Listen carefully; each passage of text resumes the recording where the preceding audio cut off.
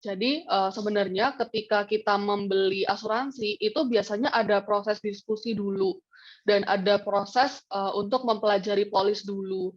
Nah, cuman, terkadang mungkin, kebanyakan dari kita mungkin agak skip ya di bagian itu. Sehingga halo teman-teman Nova, saya Natasha dari ECC Asuransi. Hari ini kita akan membahas bagaimana cara memilih asuransi yang benar dan sesuai dengan kebutuhan kita, supaya kita terhindar dari, kerugian-kerugian di masa depan.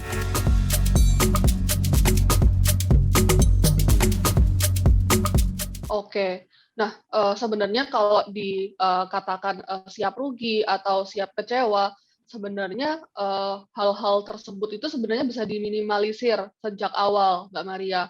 Jadi, sebenarnya ketika kita membeli asuransi, itu biasanya ada proses diskusi dulu, dan ada proses, untuk mempelajari polis dulu. Nah, cuman, terkadang mungkin, kebanyakan dari kita mungkin agak skip ya di bagian itu, sehingga apa yang kita ekspektasikan ternyata tidak sesuai dengan, apa yang sebenarnya kita beli, gitu sih.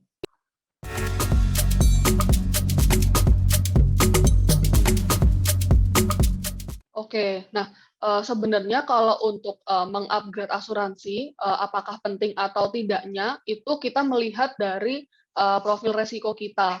Ketika profil resiko kita berubah, misalkan nih dulunya single, sekarang sudah menikah, maka upgrade asuransi itu menjadi sangat penting, seperti itu. Tapi, apabila misalkan nih, kita juga tidak ada, perubahan lifestyle, tidak ada perubahan profil resiko, upgrade asuransi, mungkin belum, efektif untuk dilakukan, seperti itu.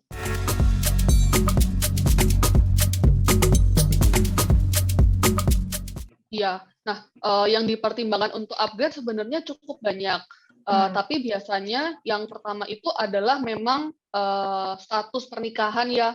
Dari status pernikahan itu, kita juga perlu melihat tanggungan.